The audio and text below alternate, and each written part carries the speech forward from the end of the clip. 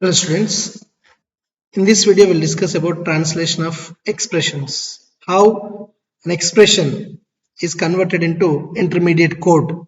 Okay, by using the SDT, we'll discuss about that. And in the previous video we have discussed what are the types, how a type is assigned to the variable or function and how to declare the type to the variable or function or arrays or structures. Now to calculate the size of it, in the last example we have discussed, right, the size calculation based on the type and the width of the type. I mean say that the size of the type. But how we have to convert the array statements into intermediate code, right? The control flow statements, how we have to do it, that we'll discuss in this. First of all, what does it mean by translation of expression? So generally, if you have only one expression, then we can take it directly in the 3 address code. But if you have more than one expression, first we have to translate into the 3 address code. And if it is array also, whatever it is, first we have to translate into 3 address code or one operator at a instruction, right? Then we can do it. So if it is an array reference of a of ij, will expand into sequence of 3 address instructions that calculate the address for the reference, means for this a. Or if you have written a of 0 or 2, where should I go? What is the reference of this? What is the address of this? That we have to calculate based by using SDTs, right? First of all, if it is a normal expression, how we are going to do it, right? See guys, here we are having like a equivalent to b plus c. Assume that we are having like this. Then you can take s tends to id equivalent to expression. This e means expression, and e tends to e plus e. Here e1 means left child, e2 means right child. Then e tends to id and e tends to id, right? So what is this a? What is this id here? Then you can take this as a, and this is b, and this is c. The finally a equivalent to b plus c. Then how this will be converted into expression? So first e dot address equivalent to top means whatever the address of b which is stored in the symbol table, that we should get it. Okay, get id dot lexem. So this will retrieve the address from the symbol table. That what we have given. Top dot get retrieves the symbol table entry. So assume that the b is stored in 1000, then this e dot address equivalent to 1000 location. And what is the e dot code? Nothing, because we have an identifier. Nothing. We are going to have no code in the intermediate representation now. Then same way for this also, e tends to id. We have to get the address of c. Assume that it is stored in 1008. Assume that, and code is nothing here. Then e tends to e plus e. What is it? E does address equivalent to new temp. We have to create a new temporary variable because we are performing some expression here. We are evaluating some expression. So then e dot address equivalent to some new temp. So temp name will be created because we are not going to retrieve the value from the symbol table, right?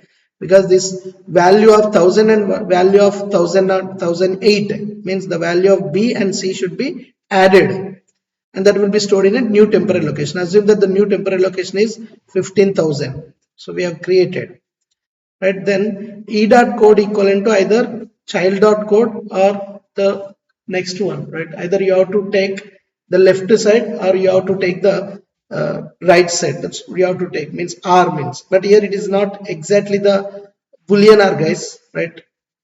So now what you have to do here? So e dot code equivalent to e1 dot code or e2 dot code or generate. So as we are evaluating the expression, then e dot address equivalent to e1 dot address plus e2 dot address. So then as we don't have any code here, right, then you have to go to this. If you have a code, then you can take directly that, but as we don't have any code, then you can take generate an address equivalent to where e1 dot address plus e2 dot address. So means 1000 plus 1008. What is the value inside the 1000? Not exactly 1000, right?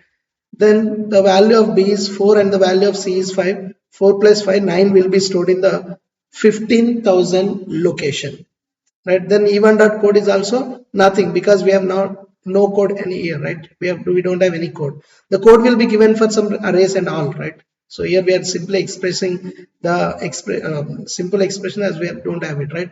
Then same way here, id equivalent to e. So either you have a code here, then you can take it, otherwise you have to take the, right, you have to take the value of this, whatever the value here, the address 15,000, and that will be updated to the a, because the temp value, the addition of the 1000 and 1008 will be stored in 15,000, right? Now that will be stored in the symbol table, right? That's what we are doing. So temp top dot get means the identifier address. This assume that this address is 1016. So in this address we have to store the 15,000 address value, whatever we have, that will be stored here. So this is how the expressions are going to be translated. Then how the arrays are going to be translated, guys, listen here. For example, if it is a of 5, right, then the a of 5 means the array would be like this. So 0 1 2 3 4.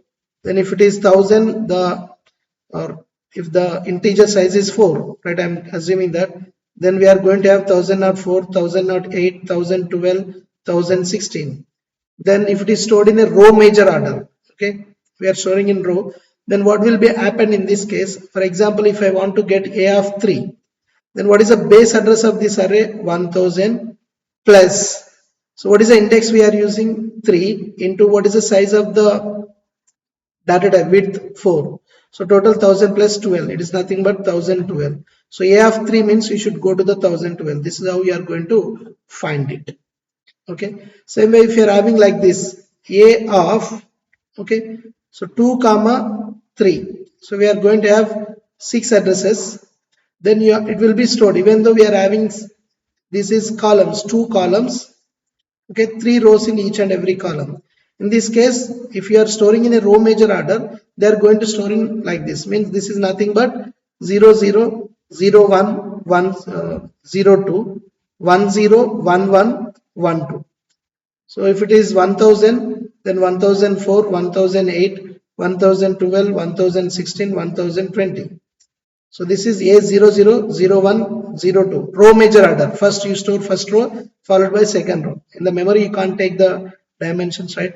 Then if it is like this, then again you can take it. If it is A of 1 comma 2, then you have to take what is the base address? 1000 plus I1 into W1, means 1 into width of the W1. So what is the length of a complete row that we have to take it? Okay, so plus I2, 2 into W2 means 4, that you can take it. So plus 2 into 4, 8 plus 12 plus 1000, we are going to 1002. But actually this is not the address. Why? We have, it is not the width, we have to take the row width, means it is nothing but 12. Okay, so complete one row width, this is nothing but W1 means row width. If the first row is having 3, 3 into 4, it is nothing but 12. So if the first row is having 5, like that. So first we have to cross one row, then in that row second element. So 12 plus 8, it is nothing but 20. What is this 12 here? The size of a single row. What is this for? The size of a single cell. So total it is 1020, would be nothing but 12. So this is how it is going to be done. Then how we are going to calculate this arrays, the size, everything, whatever we have discussed just now, right? How that is going to be explained as arrays, right? SDTs. So guys, listen here. If you are having this L tends to L comma E or ID is an expression, then if I write like this, A of 20, how we are going to do it? Okay, first we have to take it, generate L dot address, L1 dot address plus temporary variable. Yet T is nothing but the size of the a single data type. So you have to take, you have to find the size of the data type as a T first. Then that should be stored in L1 dot address, means year. For example, if it is 4, that should be stored in the A. This is L1 and this is an expression, guys. First we have to get the address of the type. So L1 dot address means the A size we have to get it. Then that has to be multiplied with the L dot width. Means E1 dot address, what we are having here 20, that has to be multiplied with what? With 4. So means it should be nothing but 20 into 4. So what is the total addresses? We are going to have 80 addresses. So that will be stored here. So T equivalent to new temp, total 80 addresses that will be stored, right? So now if you want to go for a particular address like A of 5, so then we can go take like this. What is the first? You should get the base address, right? Generate L1 dot address equivalent to base address. You can get it. So assume that the base address stored in the symbol table is 1000 plus 5. So 5 into E1 dot address 5 into what is the type of it?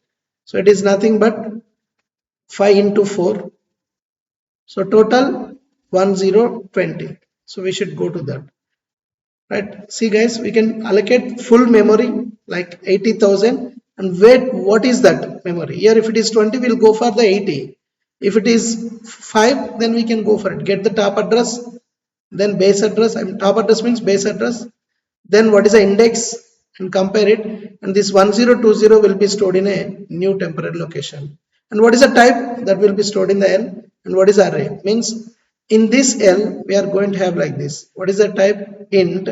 What is the address we are going to have here? So it is nothing but 1020. If you are saying that A of 5, right? So the 1020 will be stored here.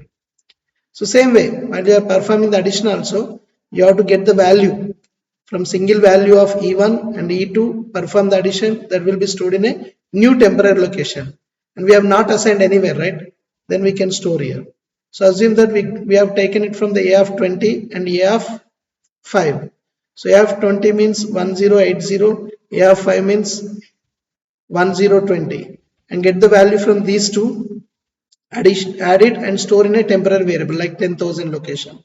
And this 10,000 should be stored in a value. For example, if I write A of 15 equivalent to A of 20 plus A of 5, then we have already performed the addition, that will be stored in 10,000, and this 10,000 should be stored in A of 15. But how to calculate the A of 15? Again, you go back to it. What is the base address? 100. 15 means plus 15 into 4. Then it is nothing but 1060. So in the 1060, you store the 10,000 location.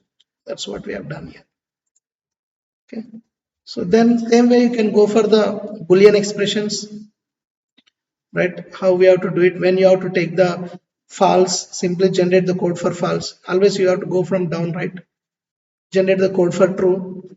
Then if it is relational operator, what we have to do? First you take the E1 code or E2 code. When if both are true, then you can perform the relational operator.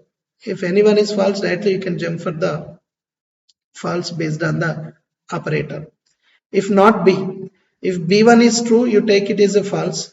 If B1 is false, you take it as a true, right? So in that way, just you can take the reverse. And whatever the code you have here, that can be stored in the B dot code. Okay. So and means when we can take it, if both are true, then we can go for it. So you know about the short circuit operators, right? So if first one is true, you no need to go for the second one, right? In the OR condition. If first one is false, you no need to go for the second one in the AND condition. So that's why if first one is true, then only you have to go to the next one. If first one is false, you don't need to go anywhere, directly you can stop it. That's what we have written.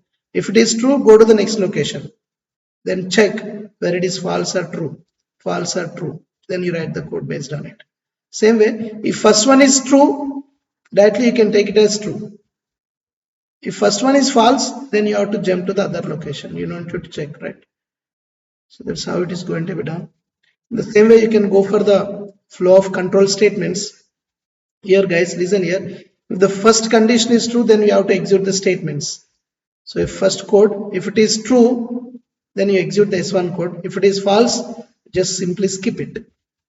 In the same way here, in if else, if first one is true, execute the S1 dot code. If first one condition is false, then you go for the next statement. Here I didn't write the S2 code. Why means we are having, if it is true, execute it, otherwise go to the next.